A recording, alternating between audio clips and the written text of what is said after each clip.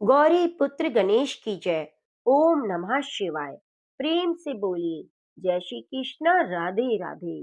प्रिय भक्तजनों, एक नगर में भगवान शिव का एक भव्य मंदिर था, जहां हर वर्ष दूर दूर से भक्तजन शिव जी के दर्शन के लिए आते थे। श्रावण का महीना था। दूर दूर से कांवड़िए कांवड़ लेकर भगवान शिव का जल अभिषेक कर रहे थे। मंदिर का परिसर भक्तों की भीड़ से भरा हुआ था। तभी अचानक आकाश में बिजली हुई, सोने का एक थाल उतरा। उसी के साथ भविष्यवाणी हुई कि जो कोई भगवान शंकर का सच्चा भक्त है, प्रेमी होगा, उसी को यह थाल मिलेगा।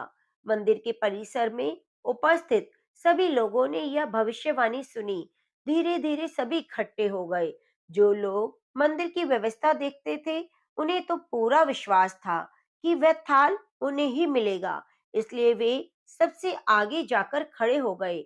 सबसे पहले एक पंडित जी आए और बोले, देखिए, मैं प्रतिदिन महादेव का अभिषेक करता हूँ। मैं ही भोलेनाथ का सबसे बड़ा भक्त हूँ, इसलिए थाल मुझे मिलना चाहिए। इतना कहकर पंडित जी ने थाल उठाया। जैसे ही पंडित जी ने थाल उठाया, थाल पीतल का हो गया। यह देखकर पंडित जी बड़े लज्जित हुए। उन्होंने थाल अपनी जगह पर रख दिया और वहां से निकल गए। इसी प्रकार वहां उपस्थित सभी पंडितों ने खुद को आजमाया, लेकिन शायद उनमें कोई भी सच्चा भक्त नहीं था। उनमें भी थाल ऐसे का ऐसा ही रखकर चले गए। इसके बाद उस नगर के राजा का आगमन हुआ। राजा सबसे आगे आए और बोले, मैंने महादेव के मंदिर में बड़ा भारी दान दिया है, इसलिए थाल मुझे मिलना चाहिए। इतना कहकर राजा आगे बढ़े और थाल उठाया। जैसे ही राजा ने थाल उठाया, थाल तांबे का हो गया। यह देखकर राजा भी लज्जित हो गए और थाल को अपनी जगह रखकर एक तरफ खड़े हो गए। इसके बाद इसी तरह एक से बढ़कर एक दानी महात्मा भक्त पधारे। थाल उठाया, लेकिन किसी के हाथ में कुछ और, किसी के हाथ में कुछ और हो गया, लेकिन वह सोने का नहीं रहा। तब लोगों को पता चला कि हम में से कोई भी महादेव का सच्चा भक्त नहीं है। उसी समय एक किसान आया। वो बेचारा महीनों बाद आज चतुर्मास के सोमवार के शुभ अवसर पर शिव जी के दर्शन करने आया था। गरीबी और गृहस्थी के बोझ तले दवा दिन रात खेतों में मेहनत मजदूरी करके अपना और अपने परिवार का गुजारा करता था। अभी रास्ते में आ रहा था कि कोई भिखारी मिल गया। कुछ खाने को मांगने लगा। इस किसान को दया आ गई। अपने खाने के लिए जो खाना लाया था, उस भिखारी को दे दिया। थाल के बारे में सुना था, लेकिन इस पर उसका कोई ध्यान नहीं गया।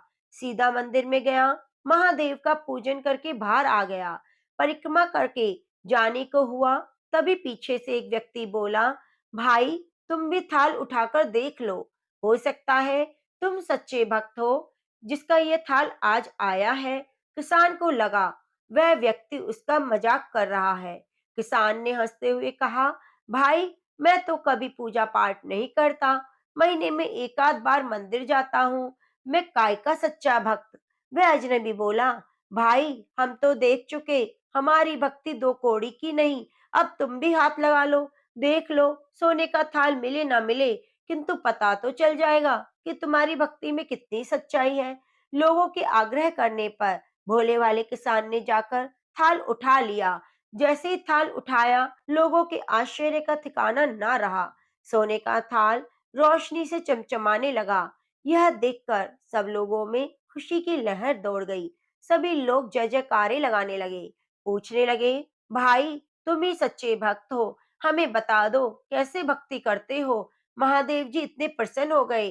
तो किसान बोला, भाई, मैं कोई भक्ति नहीं करता, मैं तो दिन रात खेतों में काम करता हूँ, थोड़ा समय निकालकर जरूरतमंद लोगों की मदद करता हूँ, इसके अलावा और कुछ नहीं करता। लोग पूछने लगे, तुम लोगों की मदद क्यों करते हो? हंसते हुए किसान बोला, सुकून मिलता है, दूसरों के चेहरे पर मुस्कान देखकर मुझे अच्छा लगता है, उसे मैं शब्दों में बयां नहीं कर सकता। शायद यही कारण है कि महादेव मुझसे खुश है। सत्य कर्म का आरंभ भी आनंद से होता है और अंत भी आनंददायक होता है। दुष्कर्म का आरंभ भी दुख से होता है और अंत भी दुखदायक होता है। तो प्रेम से बोलिए ओम नमः शिवाय। हर हर महादेव। प्रिय भक्तजनों, महाशिवरात्रि के पावन अवसर पर नित्य प्रति शिव कथाएं सुनने के लिए हमारे चैनल को सब्सक्राइब जरूर कीजिए और बगल में बनी घंटी को दबाना ना भूलें।